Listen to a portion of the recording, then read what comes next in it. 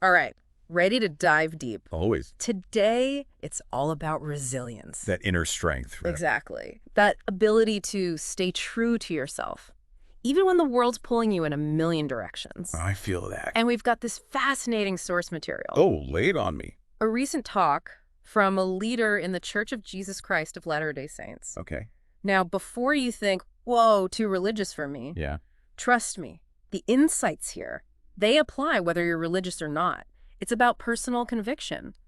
Navigating those times when you're facing, pressure or negativity. Those times when the doubts creep in. Yeah, or pressure to conform, or just life-throwing distractions your way. Totally.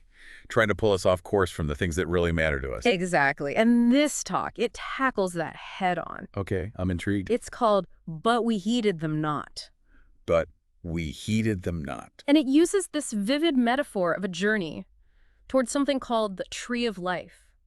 But the path, full of noise and negativity, trying to pull people away. Ooh, that's a powerful image. Right. And it makes you think, how do we find that inner compass, that thing that helps us stay focused on what matters? Yeah. How do we tune out all that noise? Well, that's what's so cool about this talk. It digs into that inner compass idea. Okay, I like where this is going. And it uses this fantastic phrase, we will heed not what the wicked may say. We will heed not what the wicked may say. Yeah. It's from a hymn called Let Us All Press On. And it captures that spirit of resilience, But what does it actually mean to heed not? Well, it's not about ignoring everything, right? Yeah, not burying our heads in the sand. It's not ignorance. It's a choice. A choice. Yeah, it's actively deciding which voices we're going to listen to. Oh, I see. What's truly important to us and what we're going to prioritize. Like, think about a time you set a goal. Okay. Maybe a personal goal or a work project. And, you encountered resistance, negativity. We've all been there. Heeding not is about finding that inner strength to keep moving forward despite those challenges. It's like tuning out the noise, right? Exactly. The talk actually paints this picture of people on that path to the tree of life. And there are all these others pointing, mocking. Oh, wow. Trying to pull them away. You can almost feel that pressure, Yeah, that feeling of being pulled in different directions. Exactly. And this isn't just some religious thing, right? No. This is universal. Yeah. We face negativity and opposition in all aspects of life. Career goals, standing up for what you believe in. Living a life true to your values. There are always those voices trying to derail you. So the question becomes, how do we cultivate that inner strength? Right. How do we build that resilience muscle? And the talk suggests a big part of it comes from what it calls strengthening our doctrine of Christ written on our hearts. Now, I know that sounds pretty religious. Yeah, I was thinking the same thing. But bear with me here. Okay, I'm listening. Think of it less about specific doctrines and more about deeply understanding your own values, your core beliefs. That inner compass we were talking about. Yes. It's not about memorizing rules. It's about having those principles so ingrained in you that they guide your actions naturally. He's like walking the walk, right? Exactly. The talk really emphasizes that faith, or belief, whatever you call it, isn't passive. It's about taking action, putting your beliefs into practice. So it's not enough to just think about your values. No, you have to live them. And here's where it gets interesting. The more you act on your beliefs, the stronger those beliefs become. Wait, really? Think about a time you took action based on something you believed in. Maybe you volunteered for a cause or spoke up for something you felt was right. Did that action strengthen your conviction? It probably did. Right. It's like a positive feedback loop. I'm starting to see how this all ties together. Exactly. And that brings us to another powerful concept from the talk. Covenants. Covenants, huh? More religious terminology. I know. But stick with me. Think of covenants as commitments we make. Okay. To ourselves, to others, to causes we believe in. These commitments, much like taking action on our values, they become anchors. Anchors. Helping us stay grounded when things get tough. So it's less about the religious context and more about the idea of commitment itself. Like a promise you make to yourself to stay true to your goals, even when things get challenging. You got it. And what's fascinating is that the talk highlights how personal commitments, these covenants, create a direct connection to something bigger than ourselves. It could be a higher power, a community, a cause, whatever deeply resonates with you. And that connection, that sense of purpose and belonging, becomes a source of strength and resilience. Yeah, I can see how knowing you're not alone, that sense of purpose would fuel your commitment. Exactly. And again, this principle goes beyond religion. We can make commitments to personal growth, to relationships, to anything that's meaningful to us. Those commitments can provide incredible resilience because they give us something to hold on to Something to hold on to when things get tough. when things get tough. Exactly. It's so true.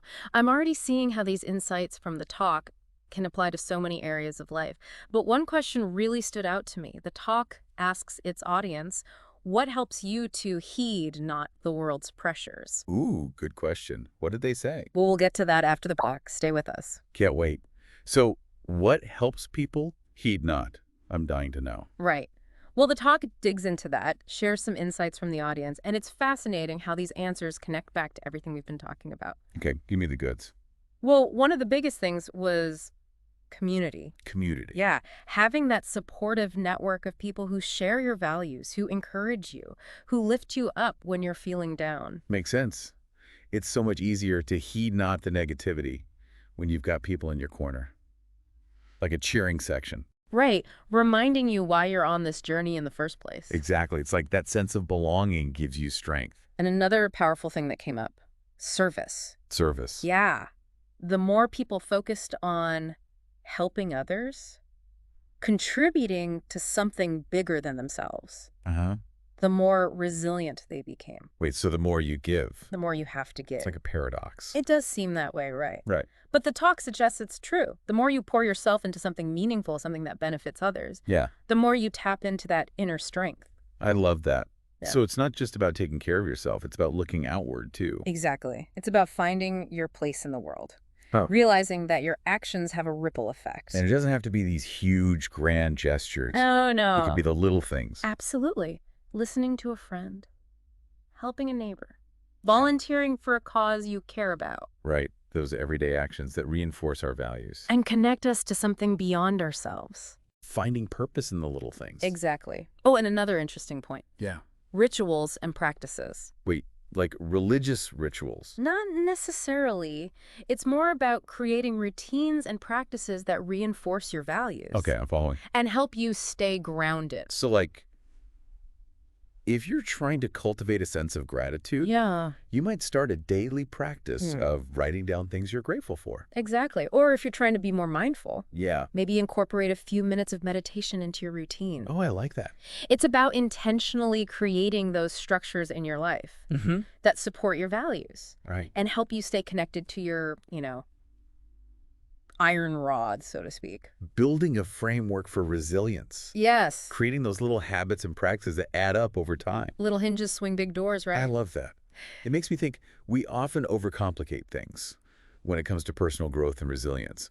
We think it has to be this huge, monumental effort. Right. But sometimes, Sometimes it's the small, consistent actions that make the biggest difference. totally agree. It's about finding those little things that work for you Yeah. and incorporating them into your daily life. Building those tiny habits that support your well-being. And your resilience. Exactly. This is so good. I can't wait to hear what else the talk has to say. Me too. There's got to be more gems in there. Okay, we're back, ready to wrap up our resilience deep dive. Let's do it.